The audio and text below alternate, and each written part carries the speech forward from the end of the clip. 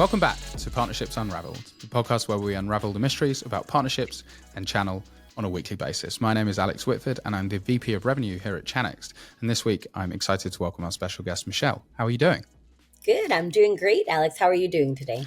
Yeah, it's late on a Friday and we're about to have a lovely channel conversation. So I'm in a great mood. Oh, great way to end a Friday. Start your weekend. Exactly that. Maybe, Michelle, for the uninitiated, it'd be great if you could give us a little rundown of who you are and what you do.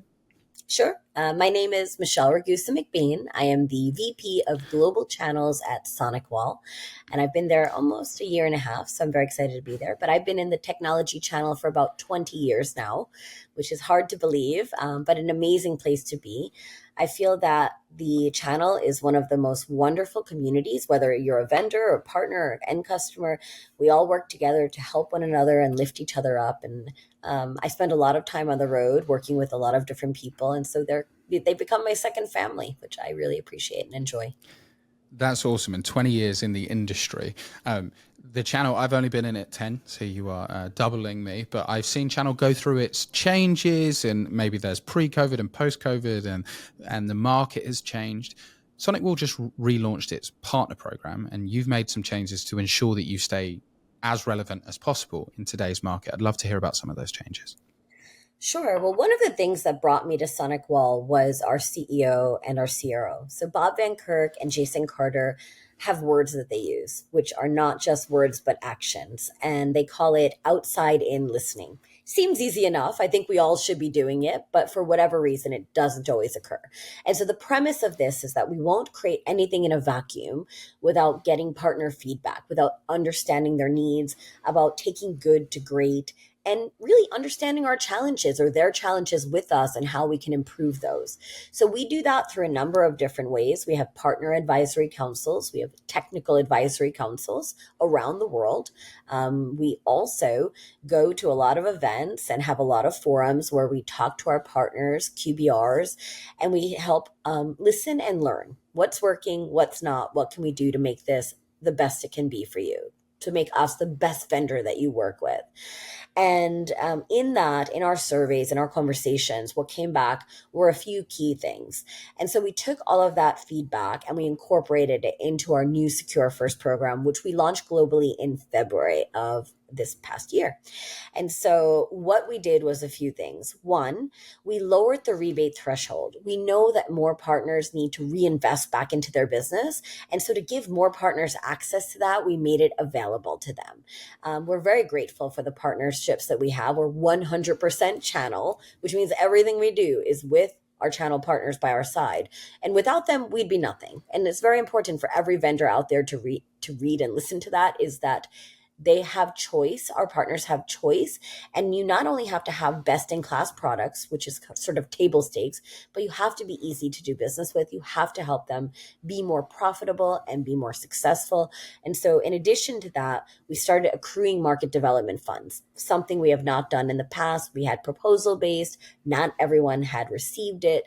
Now, depending on your level, whether you're silver, gold, or platinum, you will in fact receive market development funds. So you can co-brand with us, co-market, co-innovate, co-sell, and we will do it side by side. So we have events in a box. We're running some fast lane events. We're doing 27 in Europe right now. We're doing quite a few in North America right now and several in APJ right now. And so it's very exciting to see these kind of done in tandem with our partners side by side.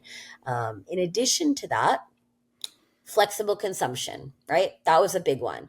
A lot of partners said, okay, Michelle, I am also a VAR, but I'm also an MSP, or vice versa, whatever they predominant or secondary as their preference. And as I go on this transition, I might sell a firewall and a switch and an access point as a point product, but I also might want recurring revenue and stickiness with my customers. And they might pay me monthly, but I have to pay you annually. So can we change that? Can we make it one program? And so we did. So we took SecureFirst program. We include it now, the service provider program. So if you're an MSP out there and you're not in service provider program, sign up, great benefits, great discounts. But in addition to that, you're going to earn towards your next tier, whether you're buying products or whether you're buying subscriptions. And so that's flexible, that's billing in arrears, cancel anytime, no contracts, no commitments. We're going to stand by our word and laurels and not lock people in because we have to deliver excellent service. That's what you deserve. So those are just some of the key features of things that we changed. See, I love the sort of confidence and clarity where you're talking through specific features that you've changed based on feedback. We've had a few AWS leaders on the podcast in the last few weeks, some unreleased, and they also have this philosophy, and I can just see this clarity of thought that comes from, oh no, this isn't our assumption. We've spoken to hundreds, thousands of customers, of partners, and we know this is what they want. And once you have that data, sort of accurate steps become really easy decisions to take. Right. Absolutely. I mean, and that's, whether it's product, whether it's support, whether it's engineering, whether it's, marketing or sales, all of our functions had one goal. Our CEO said, I want you all to come to our leadership meeting in Salt Lake City, Utah, and I want you to think what will make our partners' lives better, what will make them more profitable, what will make it easier for them. To have a CEO think about our partners as the channel leader, to think about them like that, there's no greater gift because he understands. And that's a top down, bottoms up. We have amazing people throughout the organization really focused on this, but we've made innovations in customer support and other places that needed improvement. And, sometimes it's just addressing what is the elephant in the room, what is okay, but could be better. It's a Band-Aid fix, or what's something that we need to completely, blow up and start again, and taking that into consideration for our partners based upon their feedback. We also have partners that have been with SonicWall for 10, 20, 30 years. In my 20 years of working in this industry, that is very rare. I do not find partners that are that loyal as we have. And I ask them sometimes, why do you stay? And there's a lot of different reasons, right? Like great products at a low TCO, or great support, or great sales or engineering teams that they partner with. But at the end of the day, I think it's very relationship driven. I think we have a lot of care for our partners, and that comes across in how we create our programs and our products and our people. And that's really important to us. And so, Michelle, you're talking about how you build the sort of ultimate program towards your partners. But cybersecurity, I think, is becoming one of the most competitive landscapes out there. How are you helping your partners cut through the noise of all of these competitors and differentiate your and their mutual proposition? Yes, I mean, that's an excellent point, right? In the cybersecurity space specifically, I usually lead on a presentation with, it's not if, but, and I remain quiet and everybody chimes in and says when. Why? Because we know that every industry, every vertical, every sector, every person, large and small, is at risk for a cyber attack. The problem for the small partners and small customers is that 80% of a small business that gets attacked goes out of business. So this is not a fear tactic. This is not a nice to have. It's a need to have. We have to keep these businesses safe. We have to keep them up and running and give them peace of mind. That's what the MSPs do for their partners. They are the trusted advisor. We're just a manufacturer. We create products, but I want us to be more than that. I want us to work side by side in our mission to help educate and enable. For example, I ask people, when do you work? And they say, 9 to 5, Monday through Friday. Some people work later, earlier. And I ask, do you know when most cyber attacks happen? It's 4:00 in the morning on a Sunday. Is anyone working if they are, they buy that person a drink. They deserve it. They should not be working that hard.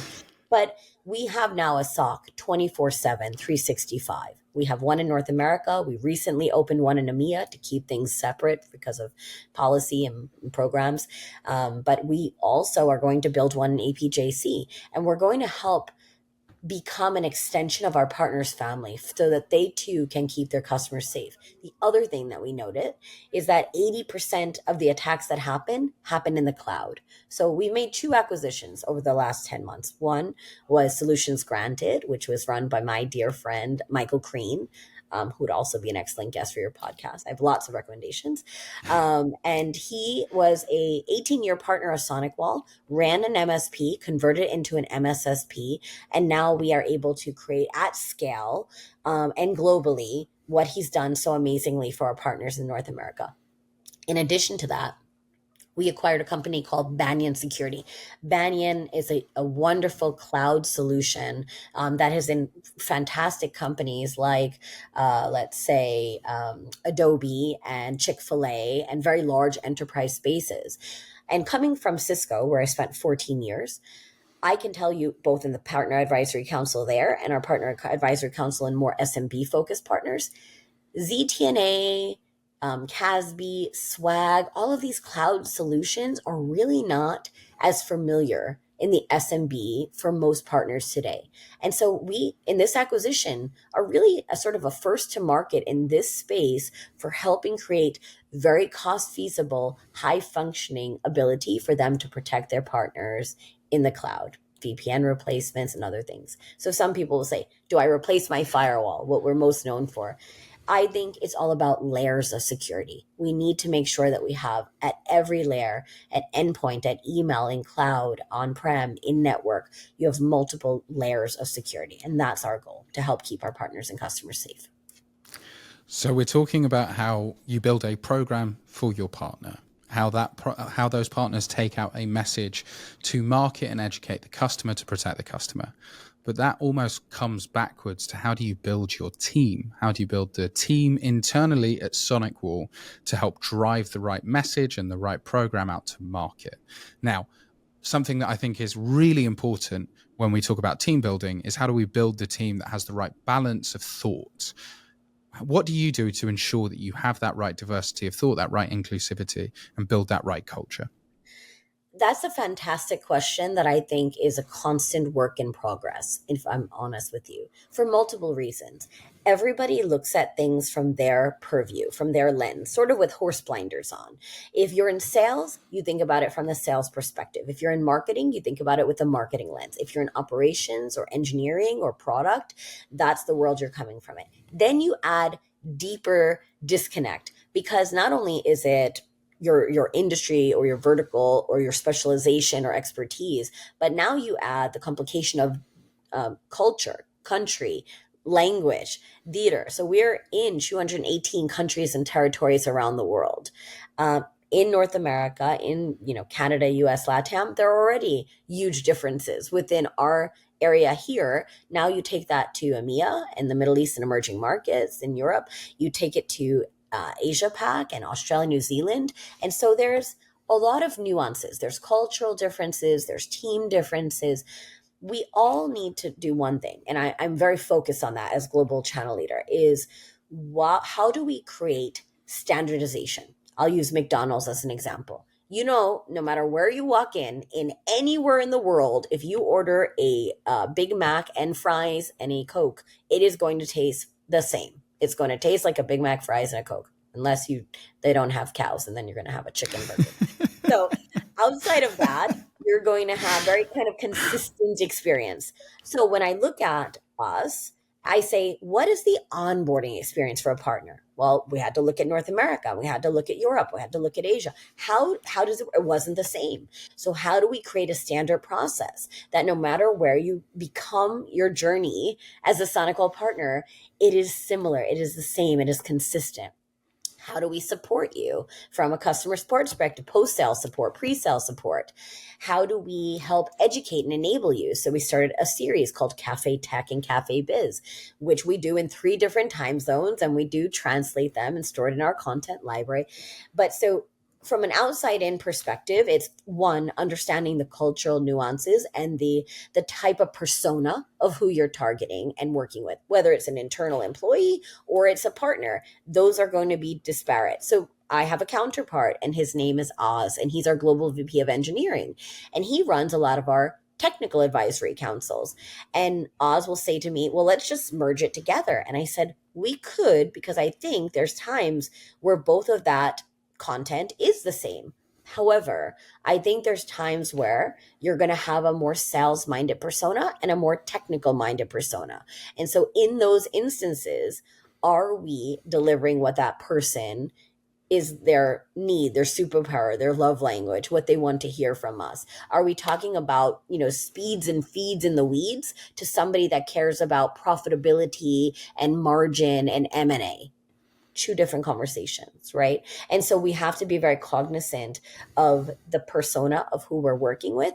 And we also, as a woman in tech, who has not only seen a stagnation of women entering tech, but a decline of women and just diverse people, we need to give everyone a seat at the table.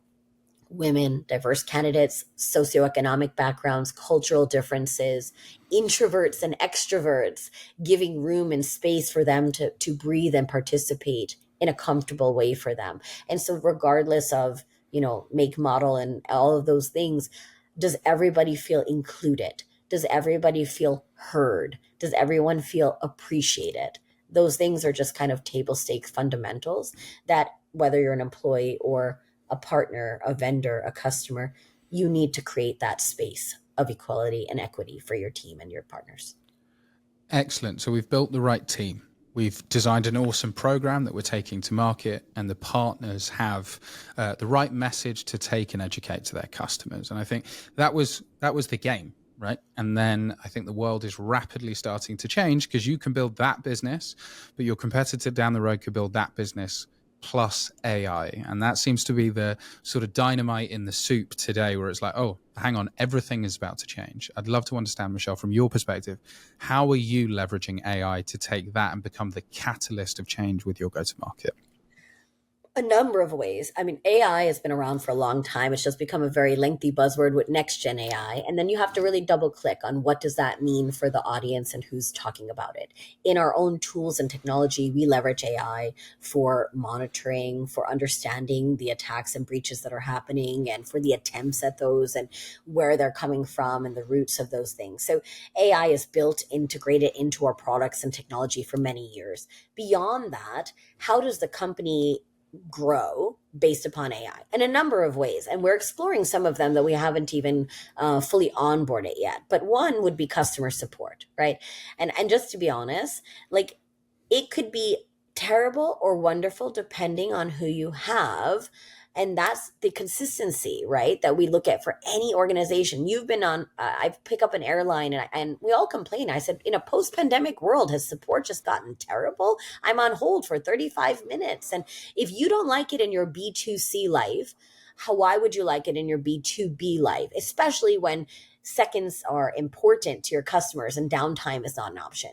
So we've done a lot of things at SonicWall to help from a support perspective. One, we don't close cases based upon, I called or I texted or I emailed and I'm not the person that owns that. No, the case is automatically systematic until closed fully, because the problem was resolved. That's one thing we had to just solve for. And so that's a huge thing. The second is adding live chat. So all of our theaters around the world now have the option. Sometimes you don't want to wait on hold. Sometimes you're busy. So having that chat option was very important. And now we've launched that globally and coming in November, December timeframe in North America. So that will be the next thing. And the third piece of that is artificial intelligence. So we get thousands of calls from thousands of people, different agents and stages of maturity and expertise in their journey of technology and cybersecurity in our products. How do we create these things? Knowledge bites, we call them, videos. We have YouTube tutorials, right? Because people like, how do you find information? Google, YouTube, TikTok, short, concise, fun ways of figuring out how to solve a problem. And on average, we see the similar problems come up time and time again. So leveraging AI to take that, consolidate that information, and just make it much easier and digestible so that partners can hit the ground running, or customers, and not have to worry about how to figure out the nuances or read a 500-page PDF, right? We don't want them to overcomplicate things. So that's one way we're leveraging it. The second would be enablement and training. So a lot of times when anybody in any organization does a training, what do? I have to do this, and this is the end goal, and systematically I will check a box. I've completed it. That's my litmus test for if I've done it well or if I've done it right. Do you truly learn anything in that way? I don't think you do, to be honest. And so leveraging AI in order to understand the capabilities, the aptitude, the breadth and scope and reach of each individual and collective party as to where the gaps are, where we need to train more, where we need to double click, where we need to learn. I'll use cloud as an example, right? If it's a new technology to partners or employees, new to SonicWall, do we have the knowledge and aptitude to talk to it with the intelligence it deserves that the team that we acquired could? And if not, then how do we get from A to Z in that way? And so that's where I feel like AI can be a huge help for enablement and training and education purposes. And then, of course, marketing. A lot of people are leveraging AI for marketing. We've seen those creepy photos and videos of like, I had like fangs and 20 fingers. It was very odd, but hey, I have a new headshot, right? So there's a number of ways that you can leverage AI in terms of blogs, in terms of media, in terms of pre-canned messages that we can work with our partners so that they can customize or tailor it to their needs as well. And then, of course, sales and other motions. But AI has huge opportunities throughout every organization around the world. But with that comes huge threats in a number of ways. Cyber criminals on the other side of the fence are leveraging AI in very, very creative, sophisticated ways, taking their already very stealthy and malicious attempts to the next level, looking at deep fakes where they are, taking $25 million, impersonating the CFO of a company, looking at the ability for people to just really pretend they're politicians and could cause world wars, looking at, nationals and other places that the Russians were banned from the Olympics, and how many cyber attack attempts were there on the amount of people and power and prestige that was in the room watching those sports, right? So there's huge things, whether it's a very small or very large. You could buy ransomware as a service. I mean, these things get easier and easier with AI as well. So we have to be the good guys have to be extra vigilant to defeat the bad guys in that journey. Michelle, that's perfect. I think that's really given me and hopefully our listeners a sense on how do you build a program, company, and message to take to market wrapped up with the opportunity and potential threat around AI. Here, we like to box as smart as possible, which rather than working hard, working smart. And so we always like to ask our current guest who they think we should have on next. Michelle, who did you have in mind? Well, there's so many people. I could think of a number of people, and I probably will give you a longer list. But right off the bat, the first person that I would think of is my dear friend and one of my personal mentors in this journey is Rob Ray. He is at Pax8, as you probably know. But I think everybody in the world would know Rob Ray. He's one of my favorite people because he truly cares about his partners and his industry and the community as a whole. And he's probably bought a beer for every managed service provider in the world. I'm pretty confident he has.